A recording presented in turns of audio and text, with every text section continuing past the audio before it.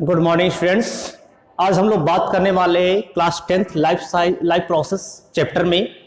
जो हम लोग का आज का टॉपिक है वो है transportation of food in plants. किस प्रकार से पौधों में जो फूड पार्टिकल्स है उस भोजन का जो निर्माण हो रहा है उसकी पत्तियों में किस प्रकार से वो विभिन्न भागों में प्रवेश करता है और किस रूप में वो संचित होता है, किस रूप में उसका ट्रांसपोर्टेशन हो रहा है, किस रूप में उसका यूज हो रहा है। इन सारी चीजों को आज हम लोग इस वीडियो में समझेंगे। इसके साथ में आज हम लोग इस वीडियो में एक चीज और समझेंगे, मुंच हाइपोथेसिस। जो मुंच की परिकल्पना, उस मुंच की परिकल्पना को भी समझने का प्रयास करेंगे। तो ये स्टार्ट करते हैं अपने इस टॉपिक को जिसका नाम है transportation of food in plants. समझते हैं कि ट्रांसपोर्टेशन कैसे होता है फूड जो है। तो इस पर कुछ एक्सपेरिमेंट किया गया कि इससे प्रूव हो जाए कि किस फॉर्म में, किस रूप से जो पौधों में या पत्तियों में भोजन बन रहा है वो पत्तियों से किस प्रकार से उसके जड़ों की कोशिकाओं तक पहुंचता है। तो इसके लिए एक्सपेरिमेंट किया गया था जिसका नाम यहां पर है एक्सपेरिमेंट है। उस एक्सपेरिमेंट में इसको एनुलर के नाम से जानते हैं, एनुलर एक्सपेरिमेंट, वलयाकार के नाम से जानते हैं, एनुलर एक्सपेरिमेंट के नाम से जानते हैं।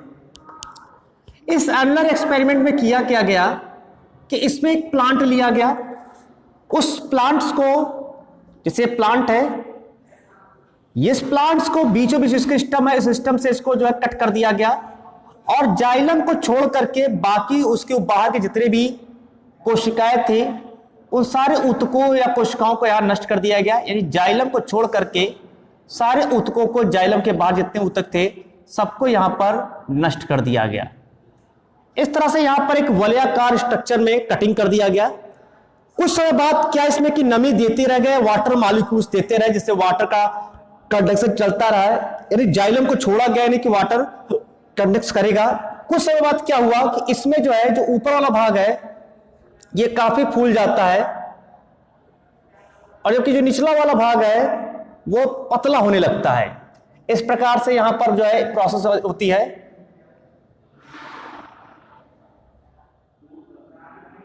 ये तो यहां पर क्या होता है कि लगातार भोज्य पदार्थों का जमा होता है, इसके कारण धीरे धीरे फूल जाता है और फूल करके काफी मोटा हो जाता है।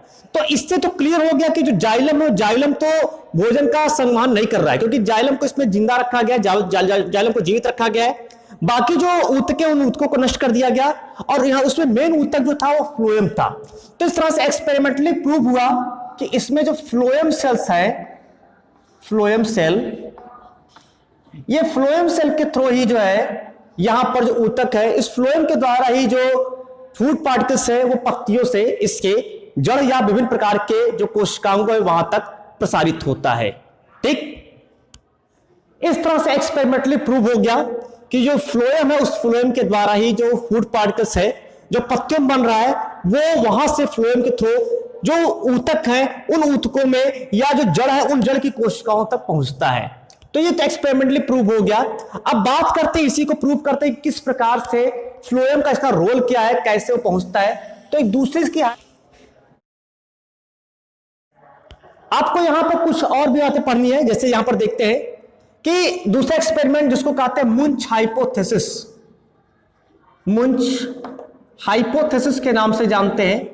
इस मुंच हाइपोथेसिस को मास फ्लो हाइपोथेसिस के भी नाम से जानते हैं, मास फ्लो हाइपोथेसिस। ये जो हाइपोथेसिस है, एक परिकल्पना दी गई है और इस परिकल्पना को देने वाले जो साइंटिस्ट है उनका नाम है मुंच और उन्हीं के नाम पर इसको रखा गया है मुंच हाइपोथेसिस या मास फ्लो हाइपोथेसिस के नाम से जानते हैं। उनका जो एक्सपेरिमेंट है वो एक्सपेरिमेंट कुछ इंस्ट्रूमेंट पर बेस्ड है और उस इंस्ट्रूमेंट पर बेस्ड उन्होंने एक्सपेरिमेंट किया और उससे उन्होंने प्रूव किया कि जो लीव्स में भोजन बन रहा है वो with the help of phloem और डिफरेंट टाइप के जो उसके ऑर्गन्स है या टिश्यूज है वहां पर ट्रांसपोर्ट होता है। इसके लिए उन्होंने क्या किया, दो यहां पर एक कंटेनर ले लिया, दो कंटेनर ले लिया, यहां पर समझेंगे इसको, दो कंटेनर लिया गया, दोनों कंटेनर को आपस में जोड़ दिया गया। ये यहां पर दोनों कंटेनर को आपस में परस्पर जोड़ दिया गया। ठीक, ये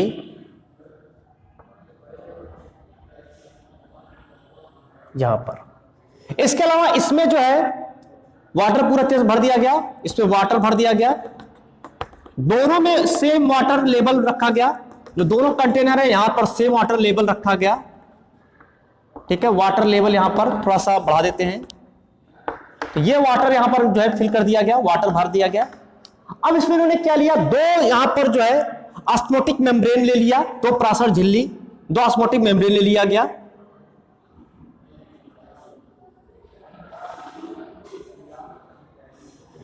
ये ऐसे इधर भी,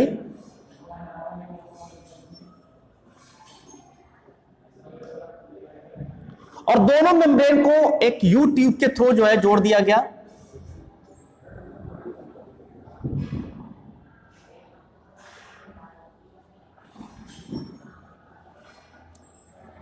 ऐसे सेकेंड,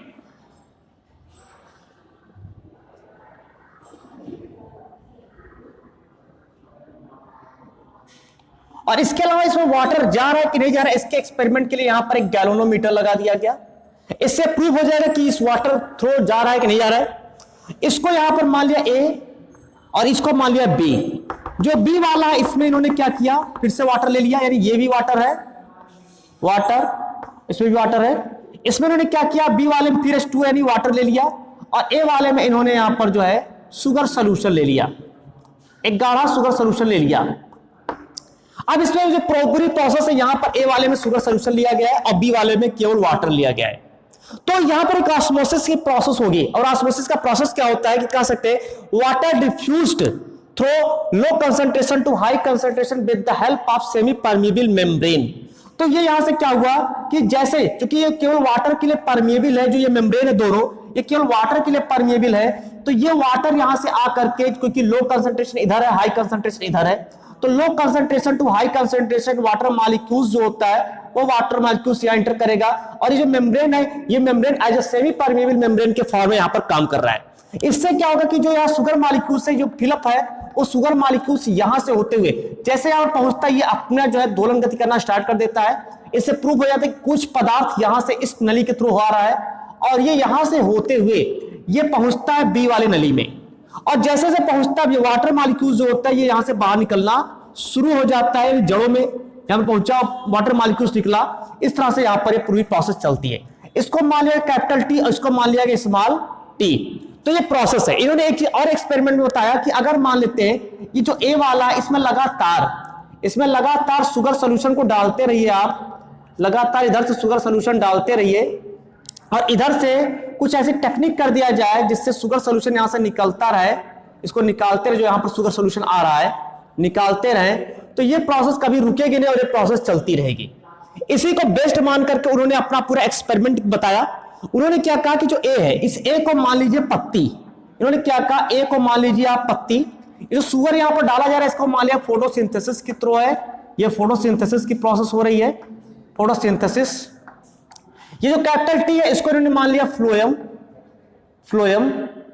जो बी है इसको मान लिया इन्होंने रूट मान लिया। स्मॉल टी जो है इसको मान लिया इन्होंने जाइलम, और ये जो यहां पर शुगर, यहां मेटाबॉलिक यूजेज मान लिया गया, जो टिश्यूज है वहां पर मेटाबॉलिक यूज है, यानी जो यूज हो रहा है उसको यहां पर नाम मान लिया गया, इसलिए यहां पर यूज यानी कि निकल रहा है शुगर मॉलिक्यूल्स।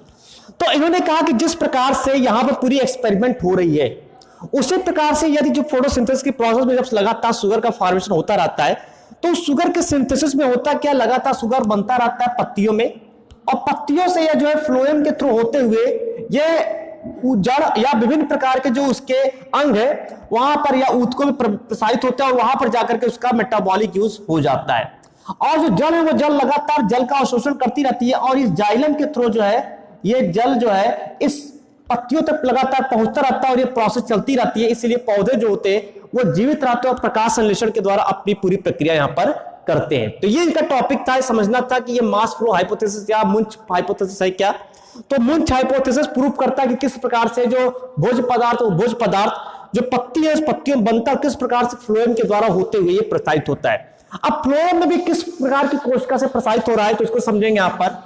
फ्लोएम में एक होता है, 4 प्रकार के सेल्स होते हैं, आपको नाम याद रखना है। सेल एलिमेंट्स पहला, companion cell, bast fibre and bast parenchyma. तो 4 प्रकार के सेल्स है। इसमें जो सेब एलिमेंट्स है, द मोस्ट इंपॉर्टेंट पार्ट्स होता है सेब एलिमेंट्स। ये मान ले सेब एलिमेंट्स है, सेम एलिमेंट्स है,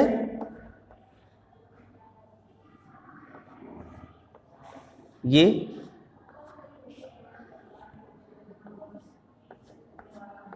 इस तरह से।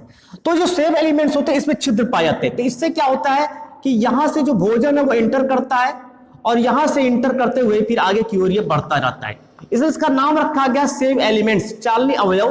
तो ये सेम एलिमेंट्स होता है, इसके थ्रू जो है जो भोजन होता है वो जब पत्तियों में बनता है उस पत्तियों से होते हुए इस स्पोर है, इस स्पोर के माध्यम से जो है वो आगे वाली कोशिकाओं पहुंचता है। इसी के साइड में यहीं पर एक होता है, लगे होते हैं, कंपेनियन सेल के नाम से जानते हैं। इसके बाद जो सेल्स होते हैं bast fibre and bast parenchyma कहलाते हैं। तो ये जो प्रूव है, एक्सपेरिमेंटली प्रूव है कि जो भोजन का स्थानांतरण होता है वो यहां पर इस फ्लोएम के थ्रू होता है। अब कैसे होगा, तो यहां पर दो प्रोसेस होती है, एक फ्लोएम लोडिंग होता है, तो दूसरा फ्लोएम अनलोडिंग होता है। एक फ्लोएम लोडिंग है, लोडिंग में क्या होता है, इसमें जैसे लीव्स में भोजन बन रहा है तो ये भोजन पहुंचता है कहां पर, फ्लोएम में। तो इस प्रोसेस को कहेंगे फ्लोएम लोडिंग। और जब फ्लोएम से टिश्यूज में पहुंच जाता है, जो जहां पर ऊतक है, जहां पर उसके ऑर्गन्स है, तो इसको कहते हैं फ्लोएम अनलोडिंग के नाम से इसको जो है जानते हैं। तो आपको एक चीज ध्यान रखना है कि फ्लोएम लोडिंग और अनलोडिंग, मतलब फ्लोएम में भोज्य पदार्थों का आना फ्लोएम लोडिंग, और फिर जो टिश्यूज में चले जाना फ्लोएम अनलोडिंग कहलाता है। अब ये पूरी प्रोसेस की क्या बनता है, मैंने कहा था कि किस रूप में भोजन बनता है, किस रूप में उसका ट्रांसपोर्टेशन हो रहा है, किस रूप में उसका यूजेज हो रहा है, किस रूप में उसका स्टोरेज हो रहा है। तो बहुत सारी प्रोसेस है। सबसे पहले आपको याद रखना है जो भोजन का फॉर्मेशन होता है, फूड फॉर्मेशन जो हो रहा है, फूड फॉर्मेशन जो भोजन बन रहा है वो एक्चुअल में सुक्रोज के रूप में बनता है। आपको याद रखना है किस रूप में बनता है, सुक्रोज के रूप में बन रहा है। फूड का ट्रांसपोर्टेशन जो होता है, ट्रांसपोर्टेशन यानी एक स्थान से दूसरे स्थान पर जाना, यह ट्रांसपोर्टेशन की प्रक्रिया भी सुक्रोज के रूप में होती है, सुक्रोज के रूप में ही होती है। इसके अलावा इसका जो यूजेज ये ग्लूकोज के रूप में होता है इसका उपयोग, और इसका जो स्टोरेज होता है, स्टोरेज ये यहां पर जो है स्टार्च के रूप में इसका स्टोर होता है। तो इस तरह से आपको समझ में आएगा किस प्रकार से बनता है सुक्रोज यानी भोजन। अब भोजन किस रूप में चलता है, ट्रांसपोर्टेशन करता है, और किस रूप में उसका यूज हो रहा है, मेटाबॉलिक यूजेज, और किस रूप में उसका स्टोरेज हो रहा है, तो स्टार्च के रूप में होता है।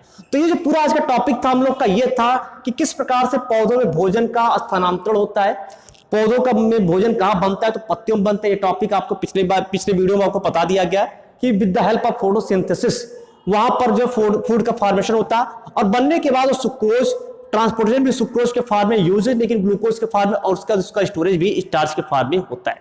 तो इस तरह से पूरी प्रोसेस थी मुंच हाइपोथेसिस, जिसके थ्रू ये प्रूव हुआ कि एक्सपेरिमेंटली प्रूव हुआ कि जो फ्लोएम है उस फ्लोएम का यूज होता है, ये जो वैस्कुलर टिश्यूज है इसका यूज है फ्लोएम का, कि भोजन के ट्रांसपोर्टेशन में हेल्प करेगा। फ्लोएम क्या है, phloem as a vascular tissue होता है। वैस्कुलर टिश्यू में आपको देखेंगे तो वैस्कुलर बंडल्स प्रेजेंट होंगे। वैस्कुलर बंडल्स में दो पार्ट्स होते हैं, जाइलम एंड फ्लोएम। कैम्बियम हो भी सकता है, नहीं भी हो सकता, जाइलम और फ्लोएम। जाइलम जो होता है ये वाटर का कंडक्शन करता है, जबकि फ्लोएम जो होता है ये फूड का कंडक्शन करने में हेल्प करता है। तो आई होप आप लोग को ये वीडियो पसंद आया होगा। वैसे अगर आपको समझ में नहीं आया तो इस वीडियो को आप दोबारा देखिए, जब तक आप इसको कॉन्सेप्ट क्लियर ना हो जाए तब तक आप इसको देखते रहिए।